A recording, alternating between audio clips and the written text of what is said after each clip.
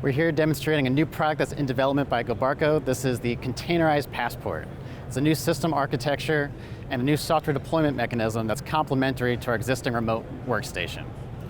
What we're doing is we're virtualizing our software on the point-of-sale server as well as the EDH, and doing this helps provide near zero downtime and greater hardware flexibility.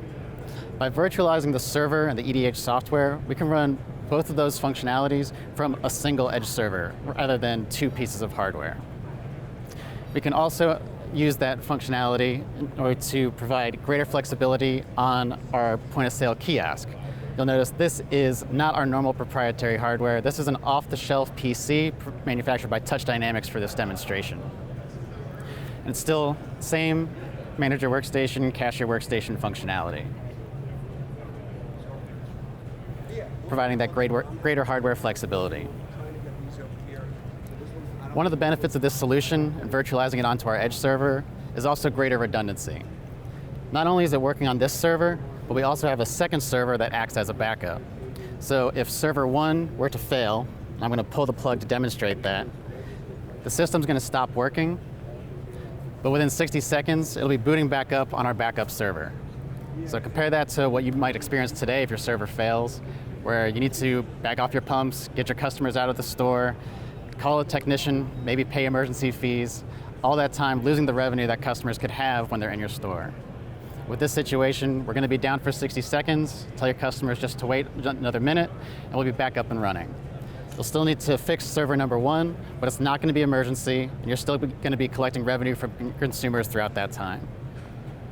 So you see on the screen here, this prompt saying the terminal is disconnected. This is showing the downtime of the server. And within a few seconds, we'll see it's going to be coming back up online. And here we are, Passport's back up and running again. Your cashier can sign on and continue checking out their customers. Again, in the meantime, your technician has the time that they need to fix their product so that your store can keep running, and now you have your backup server again. Another aspect of this containerized passport solution is that we're re-architecting our software into smaller pieces, and that's where the containerization comes from, into smaller containers. When we do this, instead of having to do a download for an entire bundle of software, we can send only the changes that are occurring within that version, and the result is a much faster update for your software. Whereas today, you might be bagging off your pumps, getting the customers out of your store, doing an update. With a containerized passport, you can potentially do a software update with only 15 seconds worth of downtime. And I'll demonstrate that here. What I'm running here is our prototype platform for our container management. This would be similar to our software management and would be using that same Insight 360 interface that we're currently using today for our remote workstation.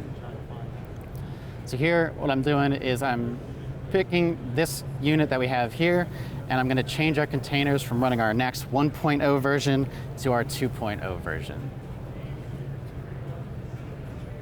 When I hit save, it's going to be pushing that to the unit.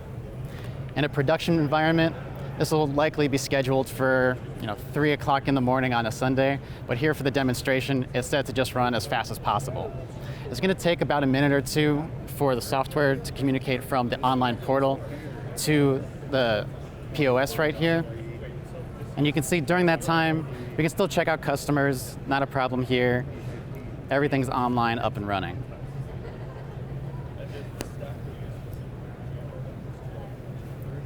And so again, in another minute or two, you'll see that the screen's going to change and say that the terminal's offline. That's representative of the downtime that we'll see during a software update. And again, about 15 seconds later, Passport will be up and running and you can check out your customers again. It'll be smart enough to know that if someone's pumping gas, selling fuel, that it's not going to schedule that download at the same time. We'll wait until all pumps are idle to make sure that we're not going to be losing any transactions or losing any revenue for our store. And here you can see the software update is beginning. It'll be about 15 seconds worth of downtime until your point of sale is up and running. In this time, we could have something like a prompt that says to our consumers, hey, we're doing an update, please just wait a few seconds, we'll be back up and running. Compare this to what we have today, where we're again scheduling that download, backing off pumps, closing out stores, removing customers, and you can see here we're back up in line already. What we had been running was an older version of software. You can see that the color scheme of our keys has changed. We've moved to a later version of our software, and functionality has been added. A complete version update in 15 seconds.